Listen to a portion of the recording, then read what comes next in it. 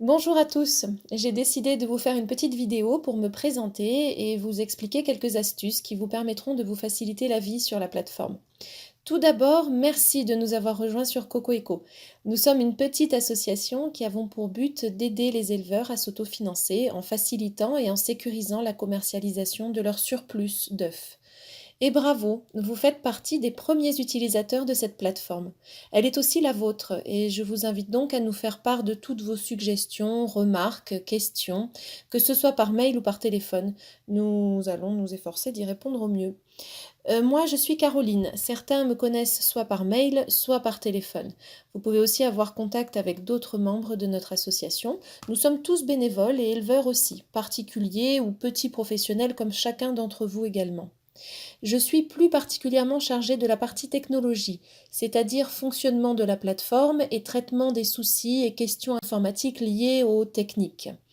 Suite à plusieurs soucis d'annulation à cause de commandes trop faibles, des clients sont déçus. Ce n'est pas satisfaisant pour les vendeurs non plus de devoir refuser les commandes et accessoirement cela engendre des frais bancaires puisqu'une opération bancaire supplémentaire de remboursement est générée. D'après notre développeur qui gère la plateforme, il n'y avait pas de solution très facile.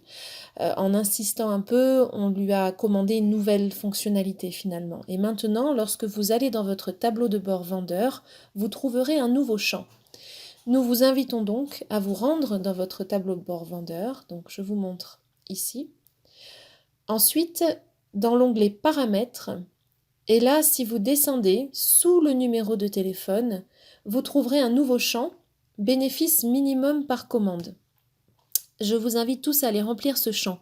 Le montant que vous rentrerez correspondra au montant minimum de gain pour lequel vous acceptez de prendre la peine de faire un colis, de vous déplacer à la poste et tout ce que ça comporte comme contrainte en temps, essence, dérangement, etc.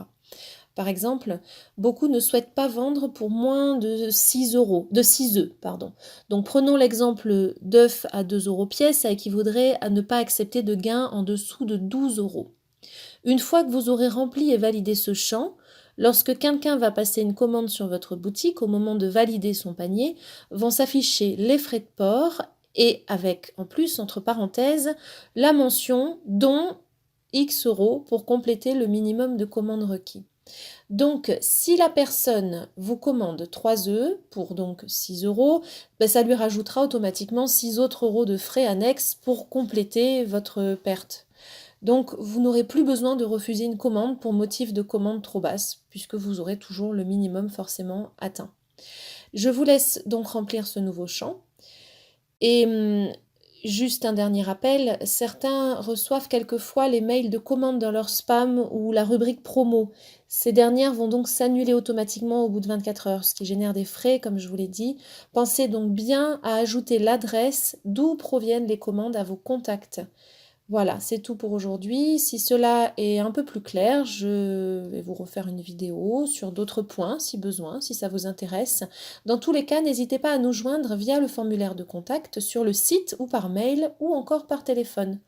De février à juin, le lancement de la plateforme a occupé pas mal de ressources, mais ça a payé puisque le nombre d'utilisateurs et de ventes a été exponentiel.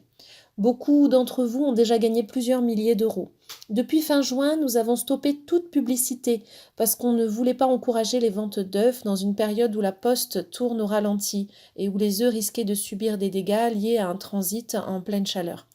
Par contre, à partir de septembre, il restera encore pour certains des œufs en surplus. Et la demande, par expérience, reprendra de plus belle, notamment avec les poules qui couvent.